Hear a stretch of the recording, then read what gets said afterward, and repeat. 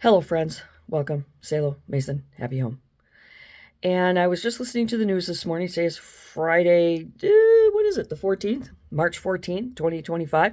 We're expecting like a major end of days blizzard after sunny and 73 today. So it's going to be a wild ride meteorologically. But this morning on the news, I heard something shocking. They said that the protesters at Trump Tower yesterday were wearing T-shirts and logos and signs about being a Jewish organization, Jews for Palestine or something like that. And the protesters, it is verified fact that they are paid protesters. These are useless people that don't contribute to society in any way by having a legitimate job or anything else. They're just whiners and haters who get paid by terrorist organizations to come and protest. And if you think that's not true, well, the news just broke this morning that some investigative reporters and some law enforcement officials started investigating this group because they thought, well, let me see, where's this group from? Let's talk to this group. That's when they discovered that the IP addresses and the emails were traced back to multiple accounts, and the payroll to these protesters or these terrorists came from Lebanon. They're being funded, paid, and instructed and trained from an organization in Lebanon. But the genius in charge of this mess was stupid enough to send out a mass email to the protesters, but he wasn't thinking. And he accidentally sent it from his other job's email. You know, I work for the state. Everybody has a work email, right? It's my name at states.court.mnus, and everybody that works for the courts has the same email. We have work emails, we have personal emails, and he sent it from his other work email, which is something Hamas. So the stupid imbecile is actually employed and working for and promoting Hamas. And they set up this fake organization.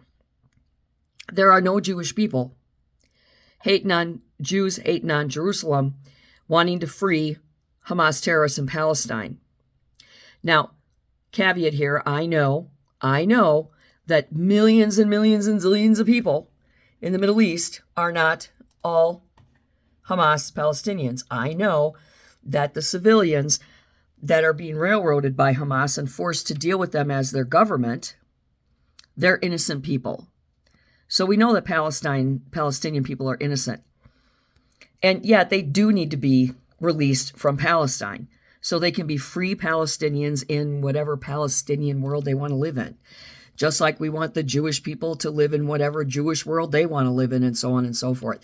But a whistleblower also came forward yesterday after the sanctions on the Columbia University happened, and Homeland Security had enough information to get a warrant to go in and search the dorm rooms of two other individuals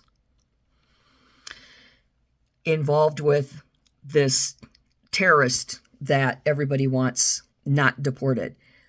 And they're not saying why, but while they were there, a whistleblower came forward and started pointing fingers at some of the professors that are teaching the classes. And you know what he said? He, she, it, we don't know. Said that multiple professors, but specifically this one that he pointed the fingers at, starts every class with a chant, "Free Palestine, death to America." An American professor in an American elite college is starting every class with "Death to America, free Palestine." I hope Homeland Security picks him up, throws him in Gitmo, and we never hear from him again. Also, keep in mind, protesters and assholes out there alike, that